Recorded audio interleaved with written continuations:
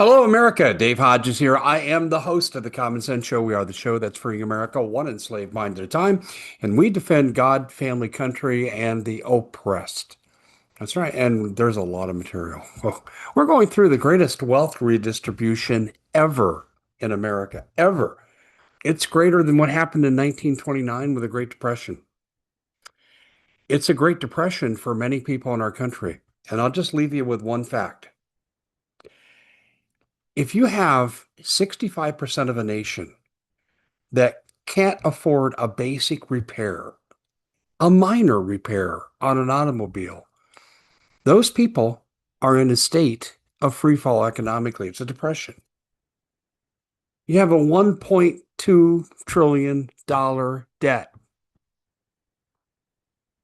The interest on the debt alone for the nation is about that same amount, which we get nothing for. We're throwing $1.2 trillion out the window. We don't get one bridge. We don't get one upgrade on anything. We don't get any federal subsidy from it on a needed situation. Nothing. Zero. Nada. And you're thinking, well, Dave, that's crazy. It is crazy. First of all, people need to cut up their credit cards. Secondly, we're looking at a nation that is shifting wealth from you to the oligarchs. When you look at subsidiary holdings, A owns B and B owns C, therefore A owns C, and extend that out by thousands, you have 19 people in this country that control almost 50% of the wealth, both directly and indirect control. 19 people, 50%. The rest of you are fighting over crumbs. The answer doesn't lie in a communist redistribution, hail all. All communist revolutions do is shift one power group to another. The people remain in poverty. Nothing ever changes. It's the same story every time. And I'm going to call on my educational colleagues here. Would you please start teaching the themes of history? Not just the nonsense of every event. Memorize the event, memorize the date, take a test. Okay, move on, forget what you learned. And this happens too much in history classes. I just am beside myself that we don't teach these trends. They're so obvious. They're so obvious. And the people don't have a voice at all. And we're going to get into why they don't have a voice. And then we're going to get into something with Erin Brockovich. Do you remember her from the movie played by Julia Roberts? That was probably her best role. A lot of people say Pretty Woman. I don't know. This was awesome. The movie had me riveted, and I walked away and I went and did research on Erin Brockovich because I hadn't heard of her. I thought, oh my gosh, this woman is an angel and a fierce competitor. And she's lucky that something bad didn't happen to her. We're going to talk about more about the wealth redistribution. We're going to talk about what Erin Brockovich is now into and how it's happening. And you'll see my early comments here in this lengthy introduction have a lot to do with what Erin is doing with the data centers. And I got to tell you, the data centers got to be freaking out that they've drawn the attention and ire of Erin Brockovich. We are brought to you by the best product on the planet Earth. Now, I'm biased because I believe this saved my life. A little over 2 years ago, I'm out there doing my thing, and I just kept getting sicker and sicker. I couldn't walk up a flight of stairs. The gym wasn't going, couldn't do anything. Finally, I gave in and went to the doctor. They go, well, Mr. Hodges, you got pneumonia. We can get rid of that. You got something else you need to go see a pulmonologist about. They go, what's that? They go, strip lung linings, RSV. I have no idea how I got this. And so I went and I saw a couple of experts, got a second opinion, got the same opinion. You're probably going to be on oxygen. That means shortened lifespan and certainly quality of life out the window.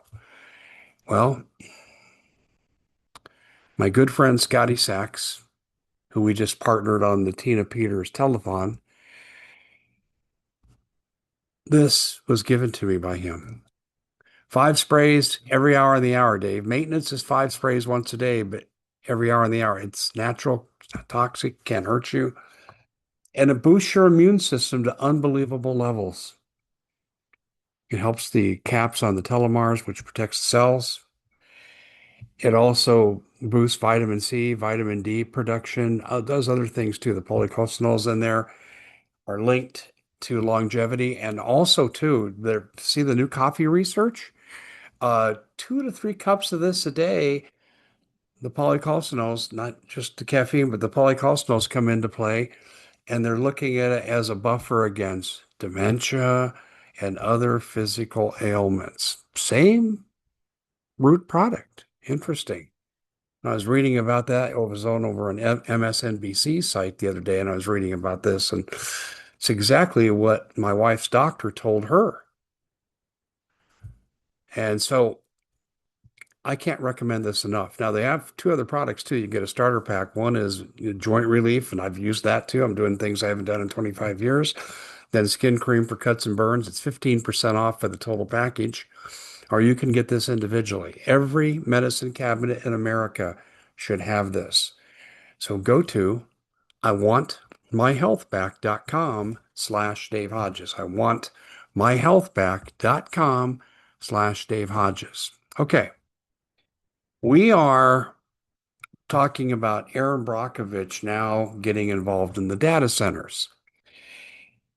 Um, she has exposed the fact that in many of these locations for the 5,400 data centers that are operating in America, and they're producing noise pollution that keep people awake at night. These are voluminous complaints. These aren't isolated, exception to the rule complaints. Water pollution, air pollution, thermal heating effect. So much for global warming. I mean, seriously, where's the EPA on this? Because that's measurable. So when we look at the effects, I felt them too, namely in my water rates and my utility bill that just went up 17% for the privilege of making millionaires into billionaires with the data centers. It's exploitive. How do they get governments to go along with it? Out where I live in rural northern Maricopa County, we desperately need a thoroughfare to a location. Desperately. Because you drive 10 miles south of my home and start getting into the outer regions of metropolitan Phoenix, you get tremendous bottleneck. We shouldn't have the worst traffic jams in the state, but we do. Just 10 miles to the south of us. We can't get the county, oh, maybe by 2050. This is what they're telling us. It's the highest fatal accident zone in the state, and they'll do nothing about it. But 25 miles to the northeast of me, there are these massive data centers going in, and they're building all the nice little infrastructure on ramp to the state highway. They're also building ancillary support roads, and we can't get one road put in. And the dirt road for it exists, but you literally have to have a four-wheel drive to drive where we need to have this road through. We can't get anything, but they get everything. So it's a multi-dimensional problem. And what Erin discovered was stunning, absolutely stunning. And hats off to her for doing this. This was, Erin, you are awesome. Seriously, you are absolutely awesome.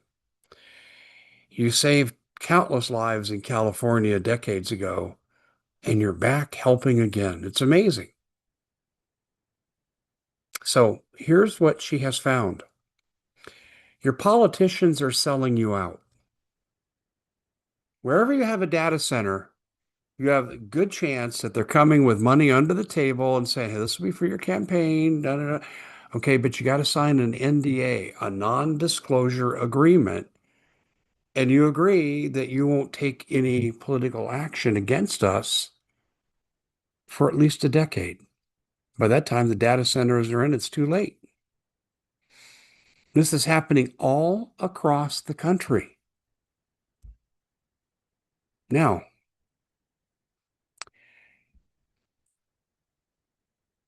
Here's how you can expose this. Whether it's an organization like the Arizona Corporations Commission, you have one in your state, regulates utility rates. Whether it's your local city council or your county board of supervisors or the county commissioners, you go in and you tell them you know what's going on and you FOIA them. And what do you mean by FOIA? Freedom of Information Act. You ask them to respond to the allegation that you signed an NDA with a data center interest, either first party, second party, third party. You want it all. You will get back a I can't tell you. By agreement, we're not allowed to release this information. They have just answered your question. And this is now the typical response that Aaron's getting and many other people are getting when they get wise to this. If you get that result, excuse me, hear me and hear me clearly. It's time to clean house. If your state has a recall ability, although you don't really need one right now since most offices will be up for election. But if yours is one that's more on the presidential cycle than on the governor cycle, then you need to initiate a recall. And you need to expose them for what they are.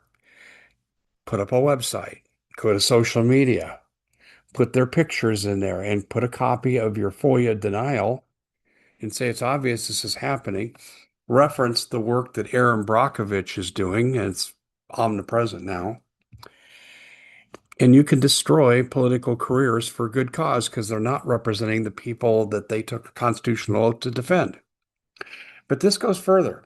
And I said this, Sarah and I, Sarah Westall and I, you know Sarah well. We do a lot of work together. Sarah and I actually came out and we did a joint interview yesterday. I'm going to start airing segments of that tomorrow. So is she. And we're probably going to emphasize different parts. And we didn't agree on everything with the data centers. We had a little debate, but Sarah and I are like brother and sister. It's okay. We're like the old Republicans, Democrats, argue on the floor and then go out to lunch and have fun and tell jokes and show family pictures. Boy, do we ever need those days back. But anyway, what Sarah and I talked about really triggered something in me. And I'll tell you what I said right here. I said, it's one thing, it's an obstacle to get these people out of office who've betrayed you. If they were doing everything on the up and up and everything is good for you and the data centers are wonderful, pat you on the head and say, good job, Mr. Congressman, good job, Mr. Board of Supervisor, thank you very much. No, they're working in the shadows, and this republic can't work in the shadows and be a republic. So when they work in the shadows, they got to be gone.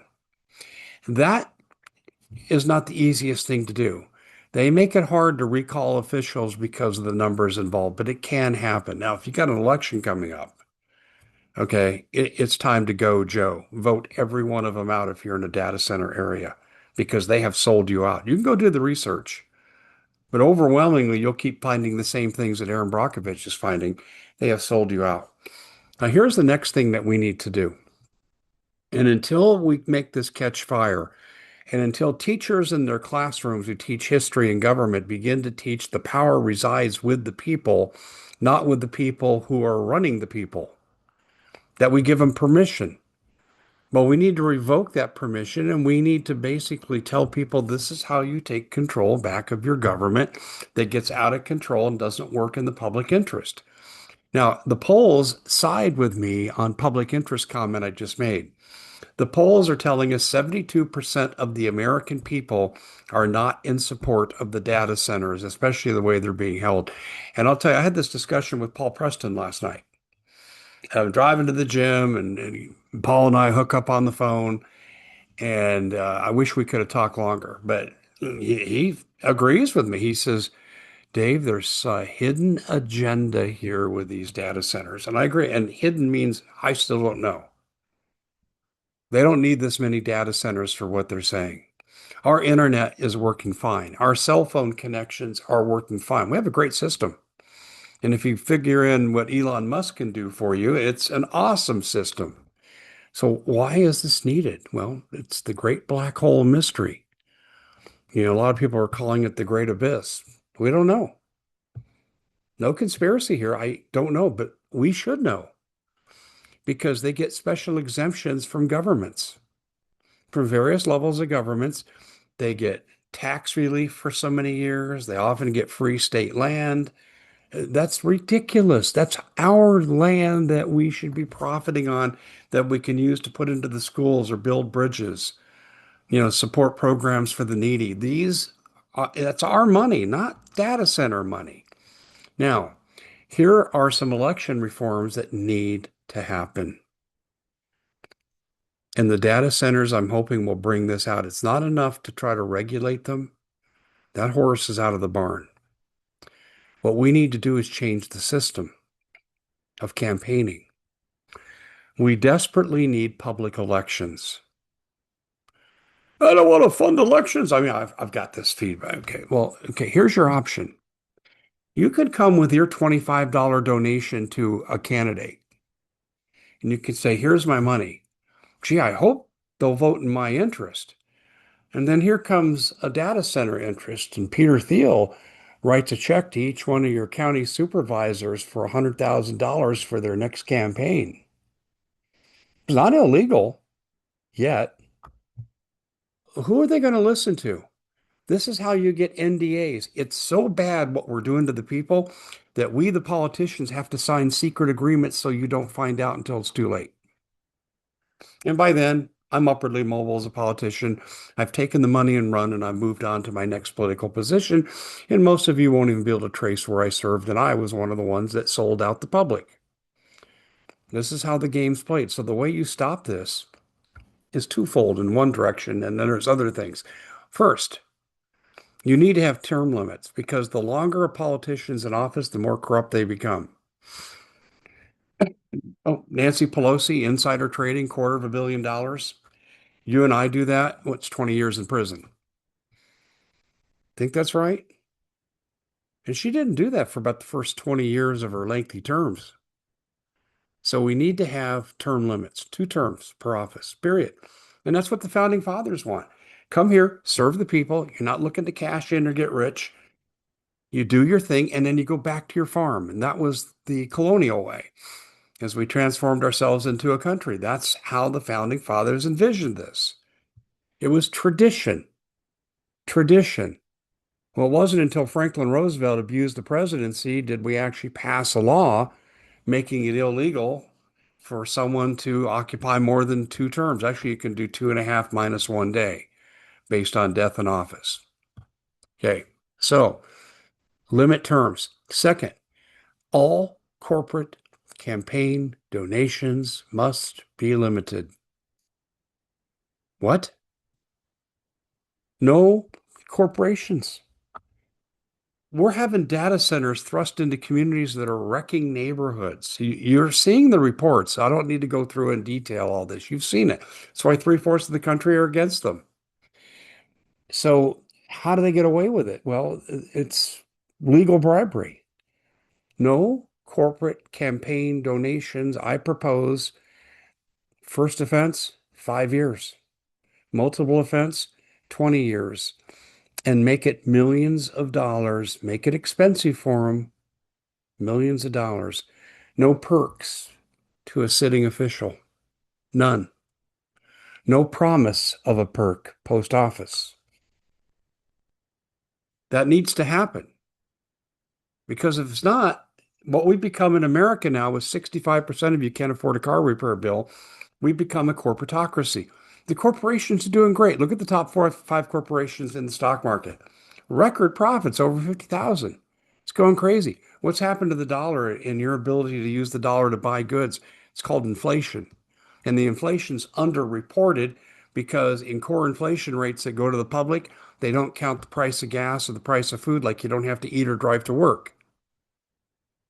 It's the way they disguise how bad the problem is. And it's not unique to the Trump administration. This went on way before Trump. It was actually Lyndon Johnson's administration that started doing this hook and crook crap. And it was a plan the Federal Reserve came up with because they're the ones in charge of reporting. Yeah. So, okay, that's The second thing needs to happen, no corporations. Third thing is we need to have publicly funded with tax dollars. Each party gets its candidates, no corporate involvement, make it a felony, strictly grassroots, and each candidate gets a certain amount of money and it's equal, and they are limited to how much they can advertise. Do you not get sick of the fact that you're, 2 months out from an election and all you see is political commercial after political commercial? Many times it's the same commercial run 2 and 3 times in a row. It's irritating.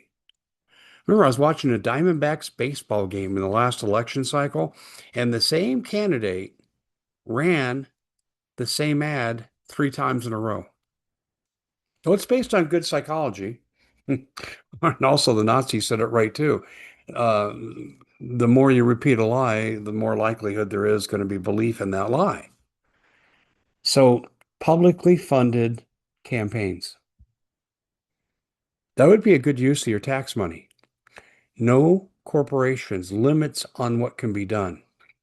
Now, here's another problem that we have with this whole problem. The media, except for specialized programs like Amy Grant's program with, oh gosh, it's on PBS. I just drew a blank. But she always does public interest broadcasting. Now, is she liberal? Yeah. And I'm conservative, but I respect her because she does expose a lot of problems that affect the people. And except for people like her and people here outside the mainstream media, you're not getting the truth. I mean, do you see these stories on Fox News? They're supposed to be friends of the people, right? It's this other side of the coin of the uniparty. And so what we have here, people, is the process with the media has been confiscated.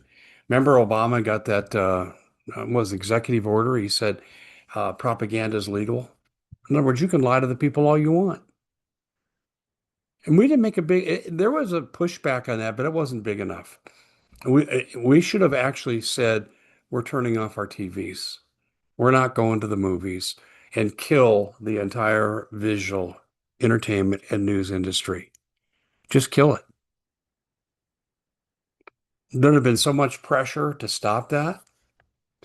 But here's the biggest thing that needs to happen, and I'll go back and give you a little history. I was a good history teacher, by the way, in case you're wondering, because I saw trends and I taught events to support an overall movement. I'll give you one example as I digress for a moment.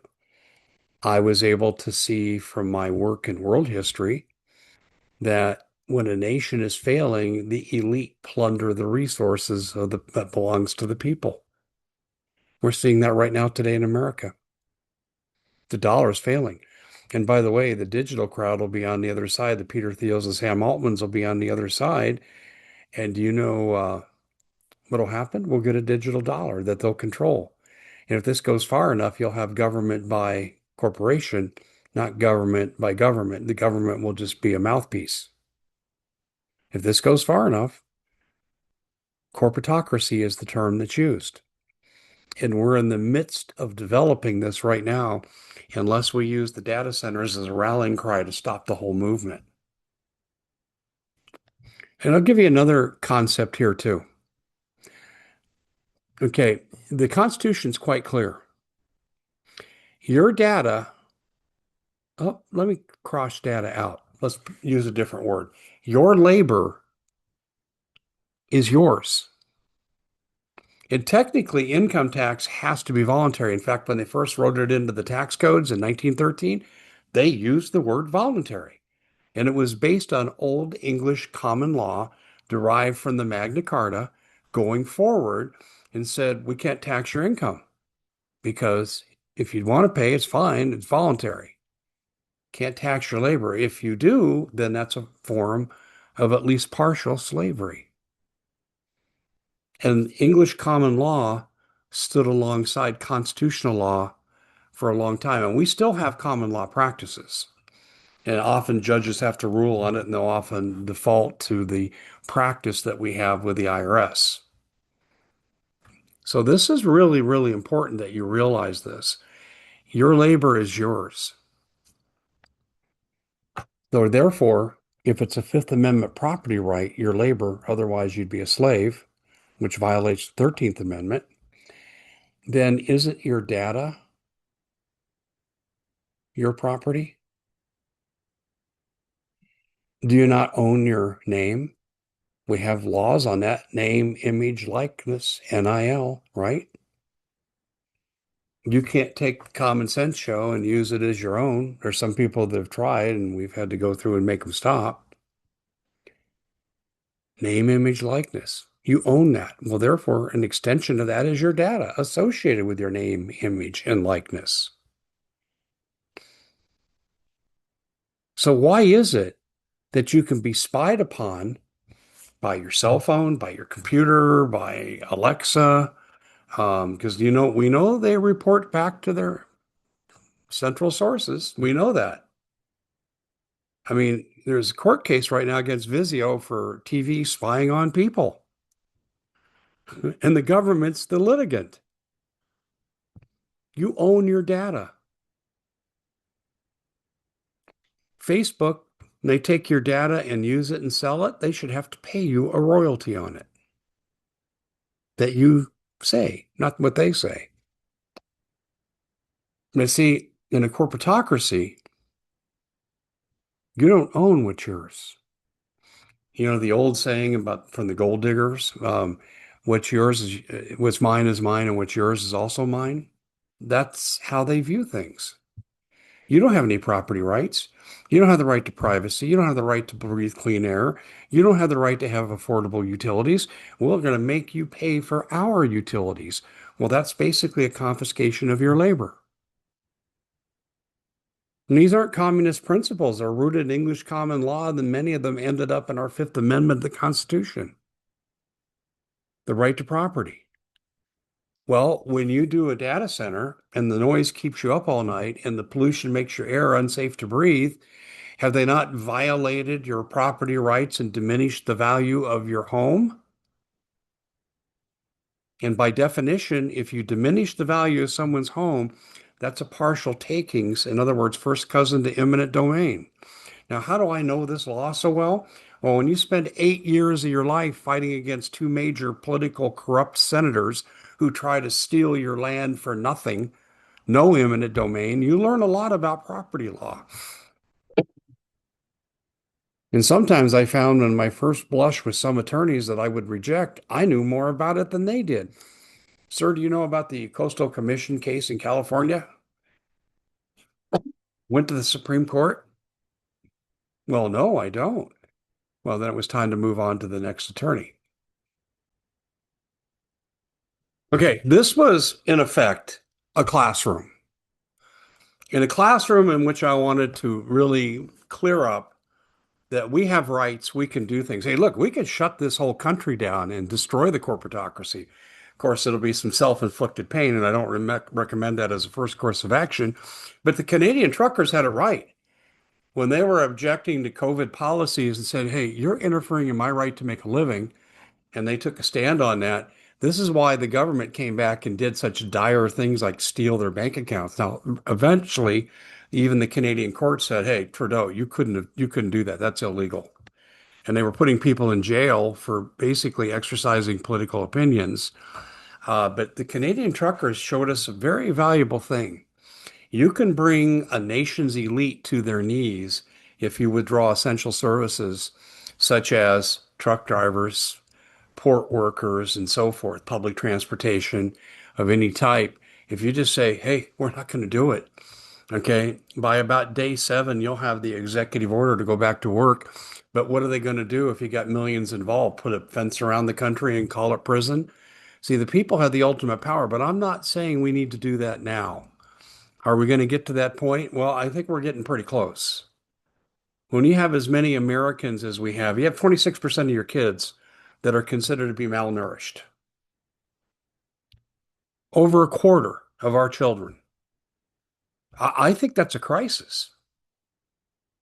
I'm reminding what the Bible says about that. Better to tie a millstone around your neck and go jump in a lake than it is to harm a child. You're inviting some divine intervention when you're doing things like what they're doing and it's really showing up and hurting the kids. And this is something people that we have power over. So again, we need those campaign reforms that I talked about. If that doesn't work, then you need to try to go the election route if you have one within 6 months. If you don't, you need to recall these people. You need to make it painful for them to do what they're doing to you. For their own personal gain, greed, and political advancement, they are selling you out. And Aaron Brockovich has exposed all this. The minute that a politician sells you out for an NDA and misuses your land, your tax money, it's time for them to go. But they'll try to conceal it. And see, this isn't the only NDA we're going to expose today. There's another NDA related to Charlie Kirk that gave me a holy you-know-what moment. It's just absolutely amazing. Anyway, follow us on our newsletter. In fact, I got some nice words about that today from a couple of people. Dave, it's one-stop shopping, and it's free. Thank you so much. Yeah, and over 50,000 people are subscribed. It's time.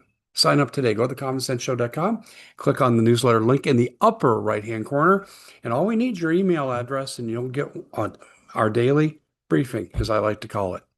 We'll talk to you later. Thank you for joining us. God bless all of you.